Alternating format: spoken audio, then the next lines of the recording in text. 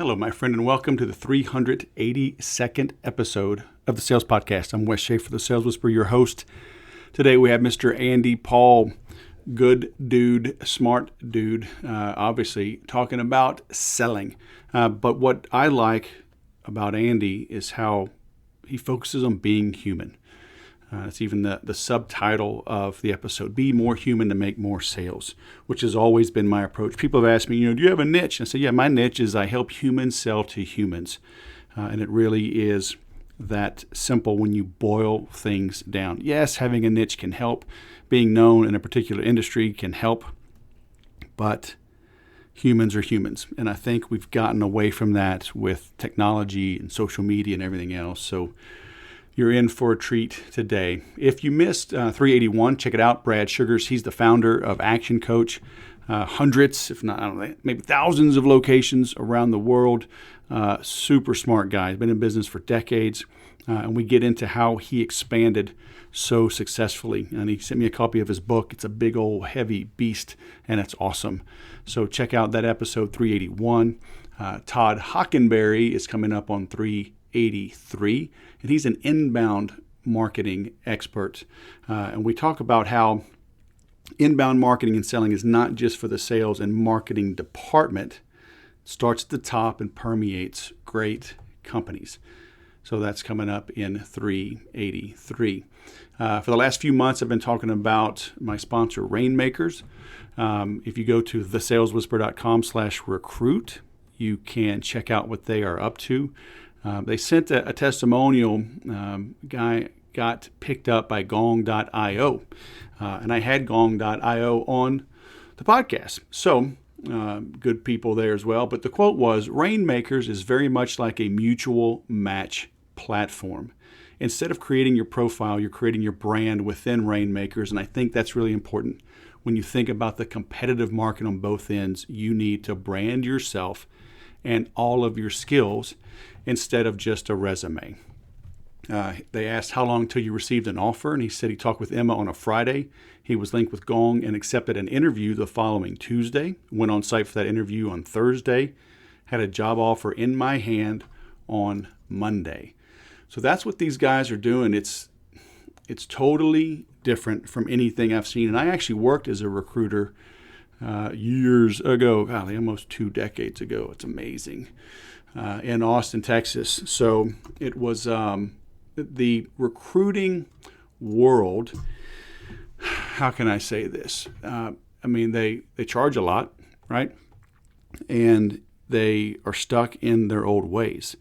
So Rainmakers has been founded by an entrepreneur that's already launched 2 successful companies, and this third is well on its way as well.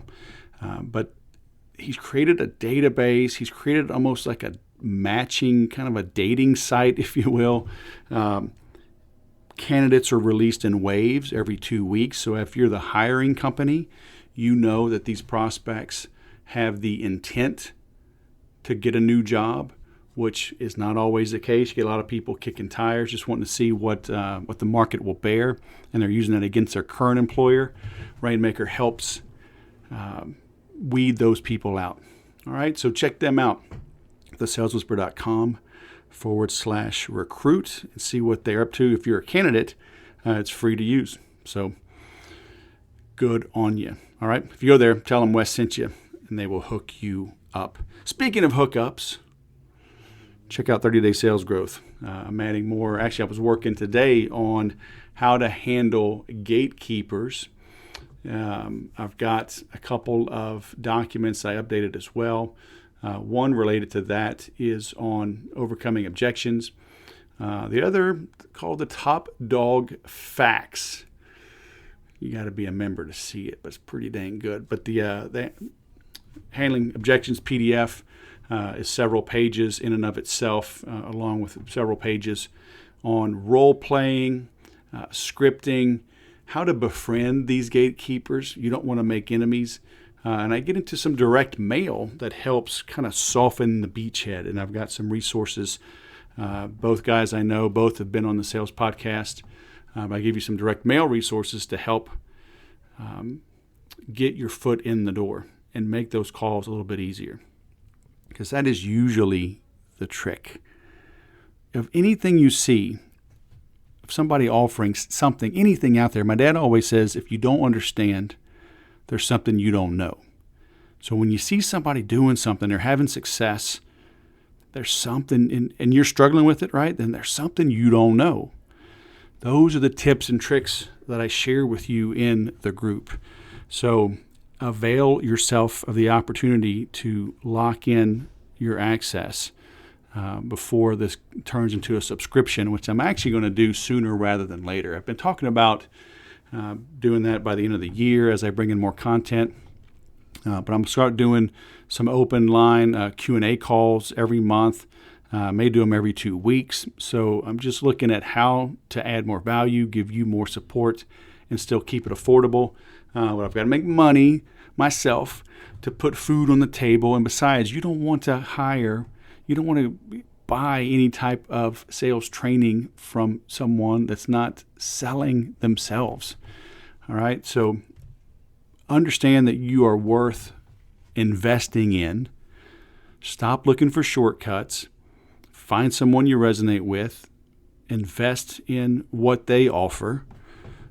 Apply it, dig in, get to know it, use it, and grow. Okay? That's what we offer here. So come hang out with me, would you? 30daysalesgrowth.com. Now, let's bring on our guest. Andy Paul, all the way from an hour south of me in San Diego, on hiatus from Manhattan. Welcome to the Sales Podcast, man. How the heck are you? Hey, Wes, I'm doing very well. Thanks for having me. Hey, my pleasure. So you are the owner of thesaleshouse.com. You don't have to sell alone. Yes, you do, man. I gotta like slay the dragons and prove how tough I am. And everybody said I was a people person. I was good with people. And now I'm alone in my car. I'm alone on my phone. Everybody says no. Is there help? Can you help me? Should I go into HR? I don't know. What do I do? But I'm behind quota, so talk really fast. That's the answer for most people. Actually, I wrote about that this morning in my daily emails. Yeah, talk louder, talk faster. See if that helps, right? Oh, man. Well, I mean, I feel like salespeople are more isolated than ever, actually. Yeah. And in some cases, you look at the certain inside sales teams, the SDRs are being tasked with a job that's a thankless job for the most part. And for many of them, no discernible future in it. And, because they're not being given a path and the tools and the training to get them to where they want to be, or perhaps see that sales is a place for them. So it's always tough. I mean, sales was tough years ago when I got started. I was doing those calls in person. I didn't have anybody sitting next to me that I could turn to for support. I mean, people were slamming doors on my face out in the field. It took a while to. Yeah, but you knew who they were, so you could egg their house, man. No, I didn't know where they lived. If I did, I might have done on a few cases. Yeah. You could key their car. I mean, come on, you could get them back, right? Well, it's funny. You sort of turn it into a challenge. I heard this great story Jerry Seinfeld was telling about his father, who was in sales, and his father had a sense of humor, and when he ran into those prospects out in the field that just gave him nothing, right? I mean, no facial expression, and you've experienced those as well. He played a game as, how many things did you have to ask them before you could get them to laugh, right, and get them to smile? And those are as hard as those times were, they're fun though too. I mean, it's that human interaction, I think, that's so different over the phone than it is when you're in person. That's part of what makes that job so challenging. Well, either way, I mean, phone, person, I mean, have fun. I my last W-2 job, I was in telecoms. We sold test and measurement equipment. Mm-hmm. And one of my clients was a power company, because they have rights of way, right? So they got the power lines, whatever. So that's the hardest part, right? Is getting the right of way to trench a line and put your fiber optic cabling in. And so this dude was so tough, and he was just so dry. I mean, just the worst, man. And my boss came out, and my boss's boss came out, and my boss's boss were sitting in the lobby, and he said, $5 if you can make him laugh. And I was like, oh, it's on, right? So the dude comes out in his methodical way, pocket protector, slide ruler, everything, dude, just classic. And he says hello, and we turns around, well, follow me. And in the hallway, before we got to the office, I got him to laugh. And we're all walking behind him. I look at my boss, and he's like, no, that doesn't count. I look at my boss. He's like, oh, hell yeah, that counts. Yeah, that's right. Well, and people have asked me what I did to get people, to lighten up in those same situations. And for me, and again, it doesn't work for everybody. For me, I got really good at I tease people. Right? People that seem so self-important and they don't want to give you anything, as you said, they're just so dry. I found something in their office, something on their desk, something about them that I knew, and I would just poke at it, and nicely, but I'd poke at it. And eventually, most people are human. Eventually, give in, and you break that ice, the wall down, and the ice reserve, and you start having a conversation. Yeah, and is that a learned skill? I don't know if I learned that or if I've always been kind of a jokester, prankster. Me too. So, can it be taught? Yeah, I think for some people it's a matter of being given permission and maybe giving themselves permission and maybe feeling like, hey, I've got nothing to lose in this situation. For me, that was part of it, right? It's right. If I didn't break through, I was walking away with nothing. So why not go for it? If I got nothing out of it, I was never going to see that person again. Who cared? Yeah. David Sandler, I still listen to his stuff, and he talked about like breaking the script, right? Somebody like, may I ask what this call is regarding? And he's like, yes.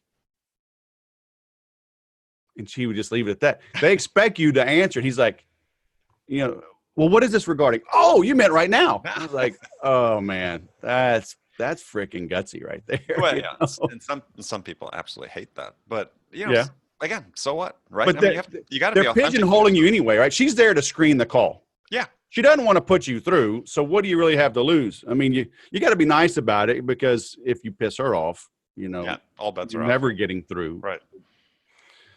But you're breaking that script. Yeah. Well, I think that's really important. But this gets back to this idea of that I think is getting lost, unfortunately, and too much in sales today. It's just being yourself, right? And being unique yourself, right? Being the authentic you, as opposed to, I want you to be a clone of everybody else that's sitting next to you. And we're all going to listen to these recorded calls, and you're going to use these words in this order and so on. Hey, some of that's great, but you got to put in the context of who you are. Right. To your point is, you could make somebody laugh. I always had this sort of sly, sarcastic humor that I could put to use. And that was me, but I took the things that helped me be me. And that's what helped me get business, lots of business. Yeah, I was fortunate. I worked for a startup back in 2004, and we sold Blade computers. And they weren't Blade servers. There was a unique form factor for desktop PCs.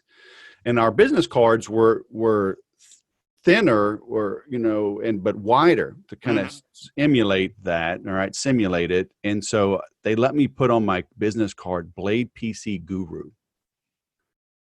And literally everyone would chuckle. Even the toughest nut to crack would be like, oh, Blade PC Guru. I've never met a guru before. I said, well, now you have. Or today's your lucky day. Right? Just right there, it broke the script. Yeah. And so, all right, it never worked against me. And just by them letting me put Blade PC Guru in. It's so funny. Then the company struggled later on. They got this consultant guy come in. He's like, change your title. And I was like, yeah, whatever. Jerk off, and the company eventually what difference does it make, right? There's a guy who's sales author, and although I think he's working for a company again now, but he had on his card when he was out pitching his services, he was the Bruce Lee of cold calls. And I thought, that was great, right? Because the first thing it did, people say, well, what the hell's the Bruce Lee of cold calls? You want to start that conversation? There you did it. Perfect. Sure. Yeah. It turns it around, because people are like, well, I don't like scripts. But it's like, if I go, hi, Andy, this is Wes. How are you? And you're going to say? I'm okay. Say, I'm fine. How are you? Calling? Right. I'm fine. Thanks for asking. How's the weather out there? Right. We all play these scripts anyway. So why not just have a better script? Well, and also I think that card again. Is you set yourself apart. People, Yeah. this is a conversation starter, and that's what you want. That's what salespeople are desperate for these days. Is how Yeah. do I start a conversation? Well, something as simple as the title. Why would a company be so, especially a startup, why would you be so repressed that you're afraid of somebody's title on the business card? Yeah. Unless you want to Right. have, unless you want to Yeah. be VP of something, and that's that's Yeah. yeah, you don't want to overinflate or inflate titles, but something Right. fun, why not? Yeah. Because I mean, we all have these scripts running in our heads. So when we can start differently, it breaks it. Like, may I ask what this call is regarding? Yes. And then they wait, right?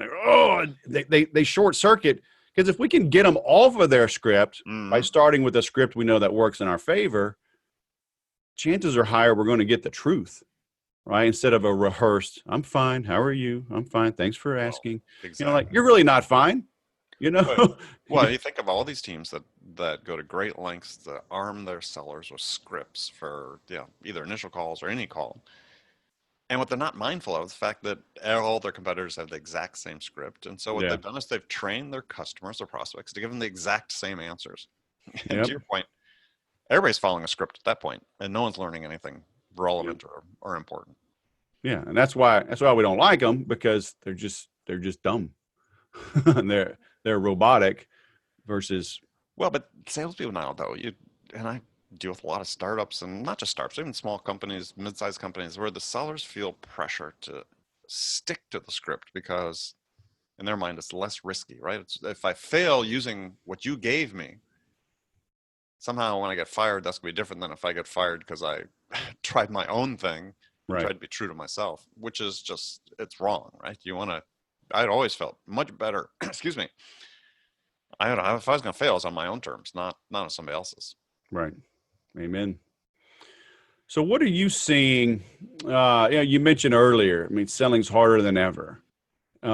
Is I don't know if it's harder is than ever. It's still hard. okay. I mean, I think that the challenges perhaps are different, but Or yeah, I'm sorry, you said isolated. So some yeah, people seem more isolated. isolated Yeah, than yeah, I ever. think that's the case. Okay. Can we dive into that a little bit? Sure, sure. Well, I think that it comes from this idea that increasingly, depending on the environment you're in, but increasingly sellers are sort of measured on activity levels and the work, especially as I said for SDR, BDR roles, entry level jobs. It just seems more soulless than ever, right? Because my job is just to make a meeting for somebody else. Um, and in too many companies, their jobs are just these people come in, they spend 12 months, they're chewed up, spit out. And I really sort of fear in many regards is, are we grooming enough people who see a future in this profession and sales and want to have this future?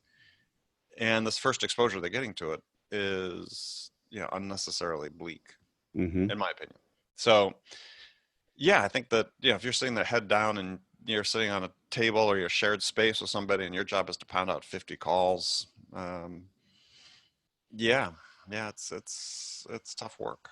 And you're being forced to sort of be compliant in the sense that they want you to be trained to be just like everybody else. And Mm-hmm. you succeeded, I'm sure, in sales. I know I did because of developing my own strengths and my own skills to fit my personality and things I was good at. And too many companies I walked into and I look at the sales team and what they're doing, and that's the opposite is taking place. It's all about compliance and conformity. And I think that's ultimately isolating for these people. Well, what works though today in B2B sales? I mean, I still believe that cold calling in business Mm-hmm. works. Mm-hmm. Had Jeffrey Gitomer on, he calls it gold calling, because I think the pure cold call is dead. Because we could find out so much about people in 3 to 5 minutes.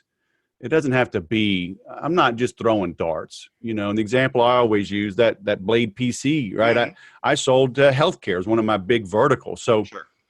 I knew that if there was a hospital of any decent size, I knew my computers could and would benefit them if they'd give me a chance. Sure. So that, in my opinion, that's not a cold call.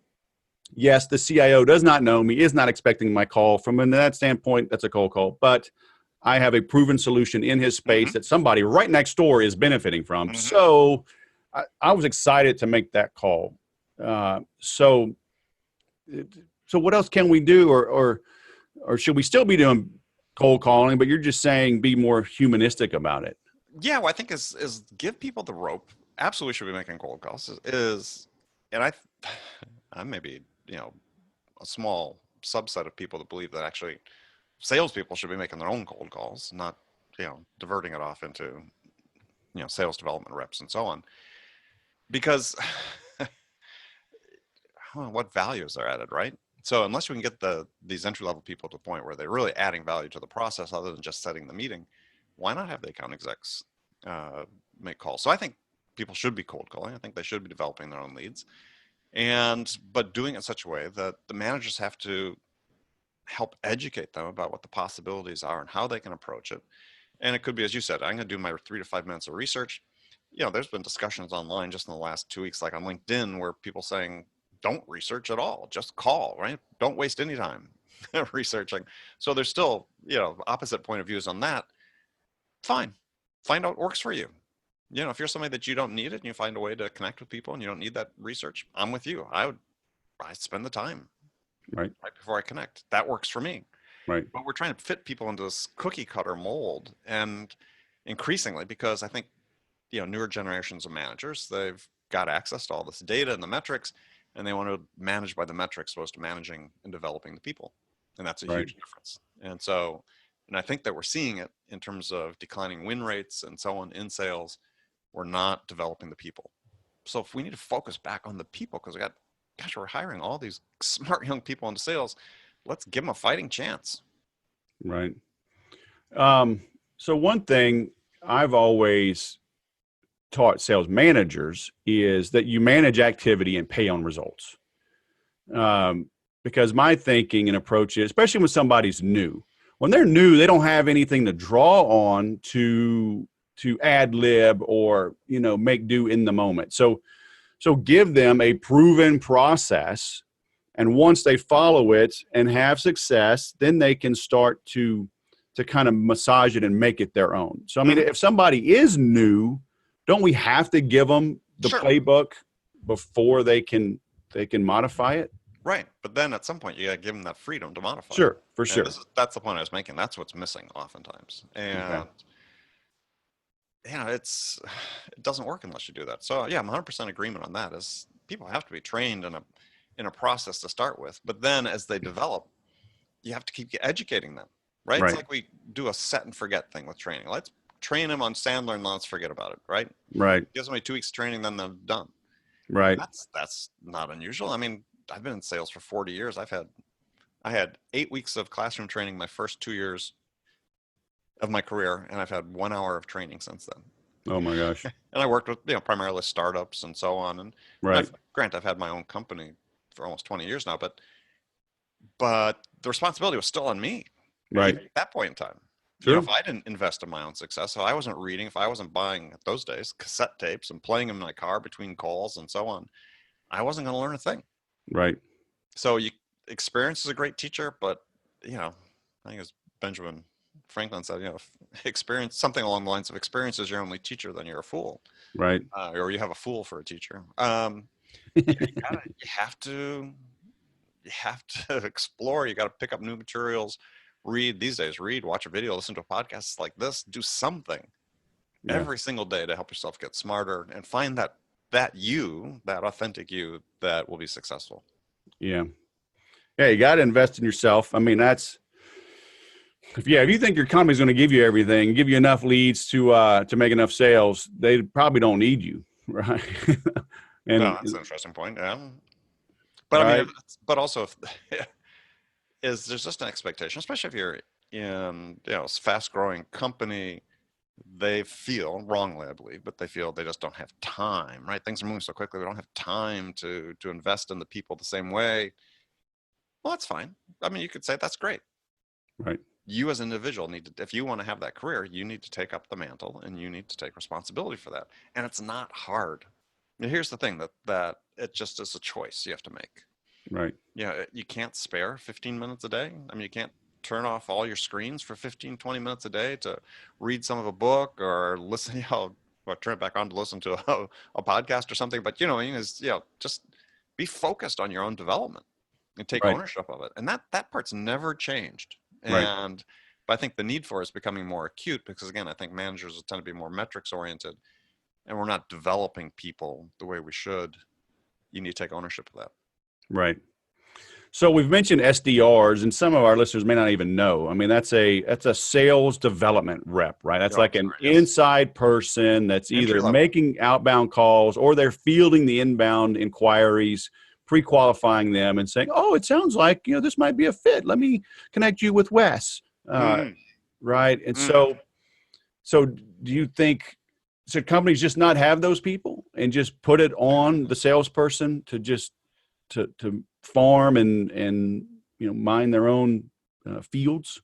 Well, I mean, we're in this era of specialization, right? So we've got our entry level people, our SDRs, our BDRs responding to inbound leads or proactively calling. You've got your account execs that they set up the meetings for, and then there's customer success organizations increasingly that manage the ongoing relationship and harvest the ongoing revenue from that. It depends on I think what you're selling. I think that we're seeing now more companies that are selling products that have greater levels of complexity, finding that they need to modify the role of the SDR callers because they don't have the knowledge yet, right? They can be part of a team, they can be given tasks to help, but unless they can start adding value early in that process, they find the process slows down substantially and they're not getting the results and the outcomes they want. So they're bringing the AEs back into more of the initial conversations than they were before. Yeah, I think there's certain instances where that absolutely makes sense. Right. What are you seeing? I mean, what is the same, right? People always, what's changed? What's the same in sales in your 40 years, your 20 years, or even since Facebook's come about, right? I mean, what has remained maybe shockingly consistent? But it's still all about people. Yeah, I think they were trying to rush to try to mechanize sales. There's been hope that these great new tools that have come out in the last 3 to 5 years could make it easier for salespeople by sort of automating the human out of the whole process. And that's not the case at all, right? I think increasingly, actually, when you have more automation, it's the ability to be human that sets you apart from everybody else. And so you mean my robot can't sell to your robot? Well, it could, but if you inject yourself into it, you make yourself differentiated and more memorable. And this is yes, increasingly people that are, I don't want to say futurists, but people who are studying the impact of AI and automation and others on processes, finding this injection of humanity actually is a big differentiator because machines suck at empathy, for instance. If we see that as a key component of building a relationship with someone else, then yeah, you as a human have an advantage of that. So sort of the more things change, the more things remain the same. What's still about people, still about connecting with another person, engaging their interest, building trust, inspiring them to want to do business with you. And if you can master that, then yeah, you have an advantage over the machines. So that part really has stayed the same. And people are talking about it being different, but you talk to customers, you look at the research of what buyers are saying, they still want that person. Well, I mean, my person over in Asia or India, I mean, they're a person. They're copying and pasting my message, and they're logged in as me. So I mean, my prospect thinks it's me. So that's still like pretty much human, right? Well, you're talking about at some point, you got to talk to your customer. Oh, come on. Come on. I got videos and tutorials. Shouldn't they just call me with their credit card? Shouldn't they be honored to give me their money? Right? Come on. Well, yeah. If I were your customer, yes, I'd be honored. Yeah, mine still want to talk to me. So, and I welcome that because that's where the difference is made. And man, look, I got yoga to do. I got a cucumber cryogenic facial. I mean, cucumber cryogenic facial done at below freezing temperatures. I did do a cryogenic thing a week or so ago. I've been beat up from jujitsu, and it is freaking cold, man. It's like minus, I don't know what. So you got in one of those like tubs up to your shoulders or whatever? No, you stand up and you put this thing on. It's like looks like a clown hat. It goes around your neck because you're in this tube, man, and they're shooting in like liquid nitrogen or whatever. And then immediately. What's around your face? Well, you put this, it's not around your face per se. You stick your head through it, right? Like a t-shirt, but it's like a hula hoop with a skirt. So you're in this vertical tube, and because your head's exposed above it. Okay. your head's exposed, and you're wearing gloves and their little socks, but you got nothing else on. You can wear your boxers, whatever, right? But for 3 minutes, it's shooting this liquid nitrogen to get super cold. And it's for inflammation, like for injury. So kind of like sitting in an ice bath. Athletes, they'll Right. tape up their knees or just get in a tub. But this is supposed to be a little faster, right? I mean, I tried it because they had a special. And It was okay. It did help. Any kind of cold will help. But a friend of mine is a massage therapist, and he says you got to get in the ice water, and you got to stay there as long as you can to really get the deep benefit of the ice, to really reduce that inflammation. But I mean, it gave me some short-term relief, and I think it didn't hurt. That's for sure. But I don't know, man. Back to kicking ass. I digress. That's okay. Squirrel. It's your show. That's the beauty. You got to look, you're the professional, man. You got to keep me on task here, man. I'm all over the place. This is fun. I love it.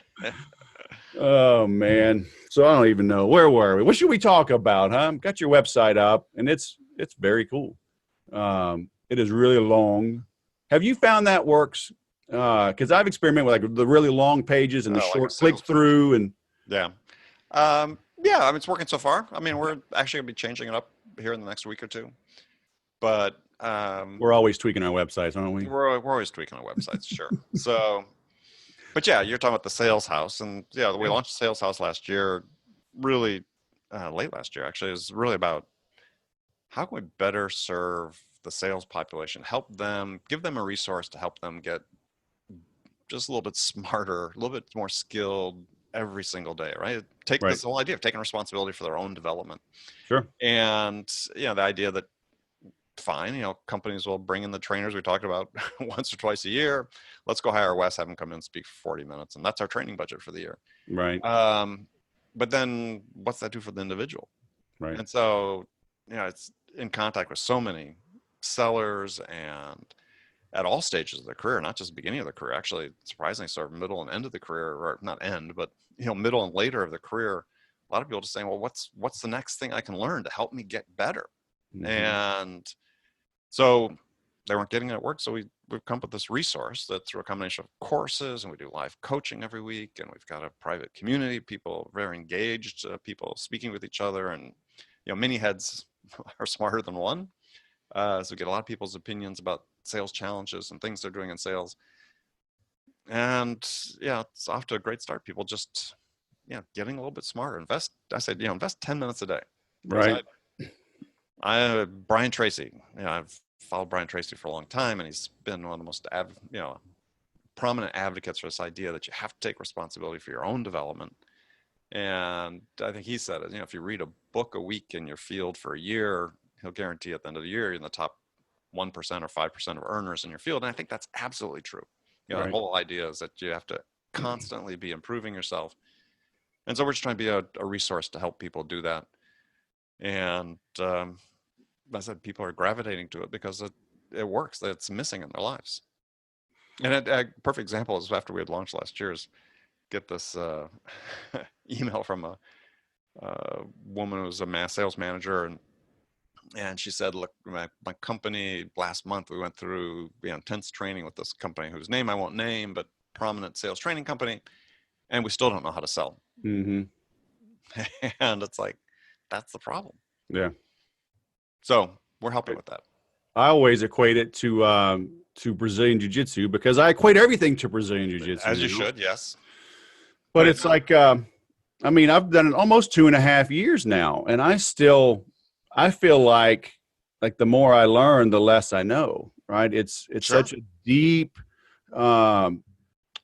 skill, martial art, but they'll do a women's self-defense course on this Saturday. We're going to have a 2-hour session on women's self-defense. And it's like, if that's all you did, like one time, like it instills this, maybe a false sense of security. Like, sure. Okay, I'm safer now. I've had this self-defense. And I'm like, I tell people the first time that I trained, that I did a tournament, right?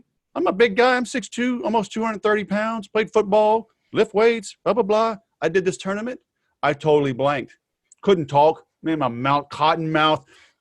I forgot everything. I literally remembered like 2 moves. One was the initial attack and then just how to hold on. And I'm like, and I had trained for almost a year at that point, right before I did my first tournament. And I'm like, I don't know anything. I'm like, I'm such an idiot. Oh my gosh. So I do this with the trainer, right? I've had 2 hours, 4 hours, 8 hours of training with this really good guy. I'm ready. And then the phone rings. Hold on. It's terrible. But as you go through life, I mean, the challenges become different. You get, you sell different things. You have different levels of responsibility, different size accounts, whatever. As I said, been in sales for more than 4 decades, and I'm learning every single day. Literally. I mean, and whether it's I'm proactively out, reading something new, or I come across something, somebody asked me, because I have a daily email newsletter that goes out to our followers, which urge people to sign up for. And somebody said, well, how do you, come up with topics to write about? And I said, well, I see things, I read things, I hear things that spark, curiosity. And by writing about it, I start teaching myself about it. And I said, and I kid you not, I have a list of 900 topics that I haven't written about yet. Things that I'm interested in at this stage of my career. Man, I thought you were a professional. Everybody I've ever had on has at least 1,000. I don't know. We may have to delete this interview. Okay, go ahead. I'm sorry. I don't know. But it's that type 900. of thing. But my point being, if you're just curious, right? If you just have any level of curiosity, and I just happen to be sort of a note taker, right? I'll send myself a note or on Evernote and say, "Oh, this is interesting. Let's explore this." And that's probably over the last 6 years, I've developed that list. Yeah. So just think about yourself in sales. You're listening to the show. It's like, oh, I think I know everything. It's like, no, man. As soon as you start thinking you know everything, you're in trouble. And if you can, and I'm probably on one end of the spectrum in terms of being curious about things. If I'm still learning after decades and decades, everybody else can as well. And I just want to do it to get better. Right. I'm still looking to get better. Yeah, you've got to, I wrote a blog post a while ago, and I called it, the new ABCs of selling. And one of them is always be curious, right? Keep digging in. And not only like with your own learning, but just with the prospect. Right. How often do you see experienced salespeople, and especially men, because we want to fix everything. Like you say 3 words, I'm like, oh, I know the solution. Sit down, shut up. You're going to be so happy that I'm here because I'm going to fix you. It's like, oh, dude. Be more curious, right? I need to give you time to talk so you feel listened to, so you'll trust my diagnosis and prescription, right? But I mean, we jump right into fix everybody, right? Right.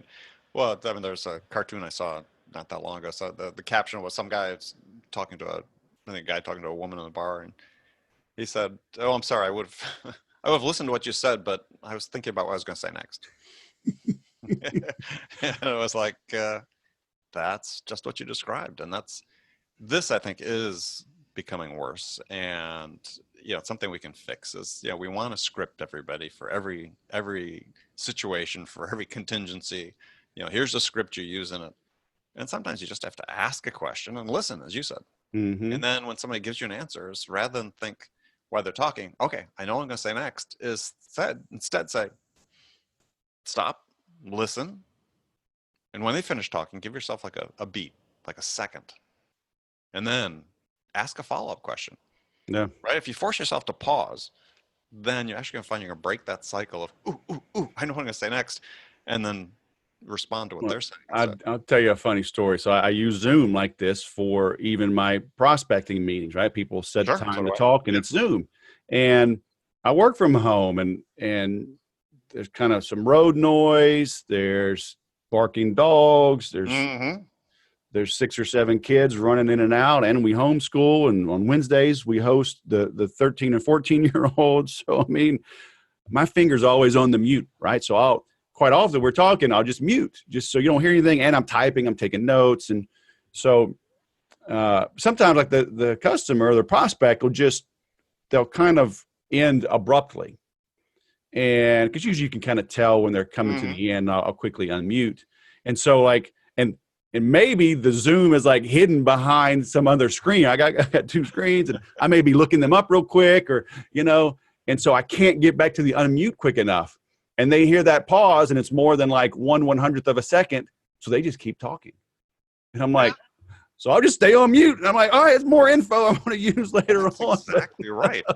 It's like I learned that by accident, right? Just be quiet a little bit longer. Just take that beat. And that's why I prescribe to people is because I teach this idea of listening slowly. And the whole idea is, just physically stop. Just to your point exactly. Don't say anything. Don't respond. Yeah, you're going to have either a better question to ask because you actually listened to what they said, or, to your point, they just may keep talking. Yeah.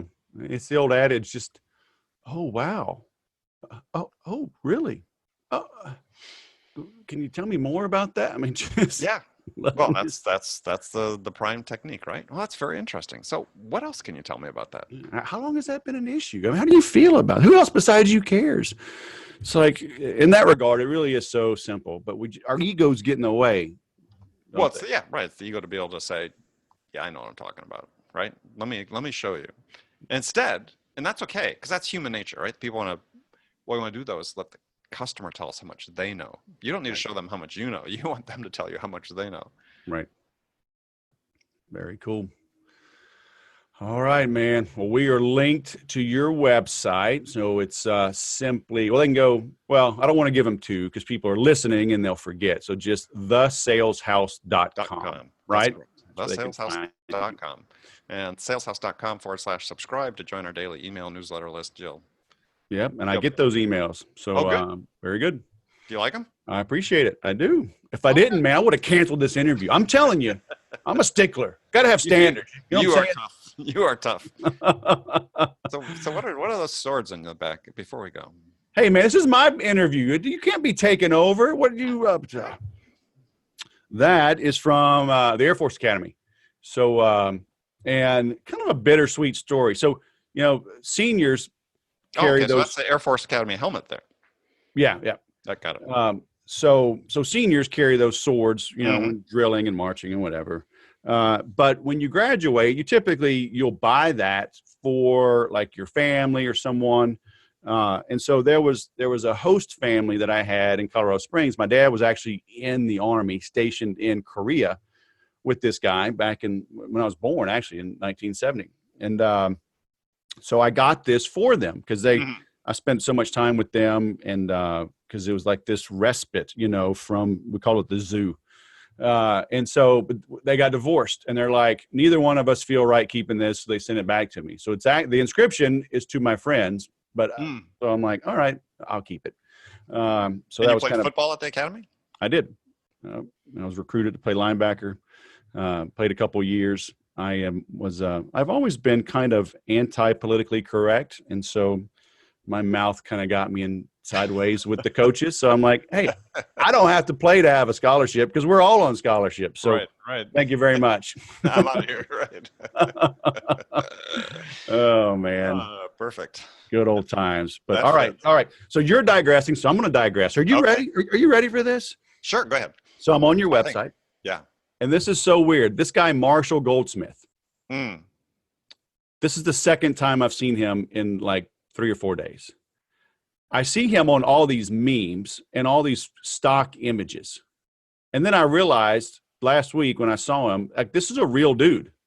Oh, yeah, Marshall, he's a very serious dude. Yeah, but have you seen the memes? I don't know that I have, no. Dude, they're everywhere because there's one like smiling and one kind of frustrated because I guess he did some stock photography work. And there's in all these memes. And it's hilarious because he's distinguished, right? The gray beard, a little bit balding. He's kind of like a Sean Connery-esque sort of character, right? And so this is the second time. So who is that dude? You say he's a serious dude. I got to look him up. Well, you should. He's written some fabulous books. Okay. What Got You Here? What Got You Here isn't going to get you there. Oh, yeah. One called Triggers about habit formation. Yeah. third book of his I've read, based in the San Diego area, but he's considered one of the world's foremost business advisors and consultants. Oh man. All right. And yeah, I've had him on my show. He's a very, very nice guy and very generous with his time. And Oh, cool. All right. I got to look him up. Smart guy. All right. I'm looking him up. Very cool. All right. Well, he's a smart guy for coming on your show, man. He is. There you go. All right. Well, you and your son, if your wife ever comes out, if y'all want to come wine tasting is on us. So you're Temecula, Marietta? Yeah. Perfect. Yep. We're 10 minutes, 15 minutes at most from Wilson Creek Winery. We were just there Saturday doing prom photos. My daughter, she's a junior. She, oh my gosh, it's so crazy. It looked like a county fair, man. There were too many people. Well, I don't know. I think of county fairs as being like baking contests and livestock shows, but not prom. It kind of felt like that, man. I mean, there were thousands of people, but we did still get our wine, so it was all good. I was able to cope. Very nice. I saw a bunch of prom kids out Saturday night here in San Diego. I was going to the Padre Dodger game, and yeah, that was the night. Well, I couldn't tell if it was prom night or the Hunger Games based on how the attire some of these people were wearing. Oh yeah. But I digress yet again. Yeah, I'm past my kids have grown. Don't have to worry about the adolescents. Oh my gosh, I still got 3 more to go, man. I think I need a drink. Oh my gosh, we better end this right now. Yesterday, Cinco de Mayo. You should have been doing it. So I know. I think I committed a sin because we went and got Italian food on Cinco de Mayo. Is that allowed? I mean, there were other people there, so I mean, we weren't alone. We did the same thing. So there you go. All right. All right, Wes, thanks. Andy Paul, we got to give him your website one more time. TheSalesHouse.com. Very nice. Thanks for coming to the show, man. It's been great. Hey, thanks for having me. Learn a better way to sell than talk louder, talk faster, see if it helps. I love it. That's how he opens. Yeah, as you can tell, he's a laid-back dude, but still successful, which means you can be laid back and be successful. You don't have to grind people. You don't have to wear them down. You don't have to do anything unethical, immoral to make the sale. All right? I love it. Be yourself. Be unique. It's okay. Scripts are great in context. Amen. I'm not saying always use it, stick to the script no matter what, but you got to start with the script to find yourself, to find your voice, to understand what really works. So go back and listen to this again, take some notes, apply it, come back, listen again. Okay. I haven't mentioned this in a while, but there's a free Facebook group, the Implementors, theimplementors.com. So it's part implement, part mentors. So if you've got additional questions on the episodes, you can hit me up there. Or if you want to really dig in to how I explain things, real scripts, video, MP3s, spreadsheets, you name it, check out 30daysalesgrowth.com. If you have a meeting, a sales meeting, if you have a conference, you're looking for a sales keynote speaker, hit me up, pretty please. HireTheBestSpeaker.com. That'll redirect to my website, my speaking site. So HireTheBestSpeaker.com. And if you're looking for somebody just to come out on site, fire up the team, half day, 1 day, 2 day workshops, both with the sales team.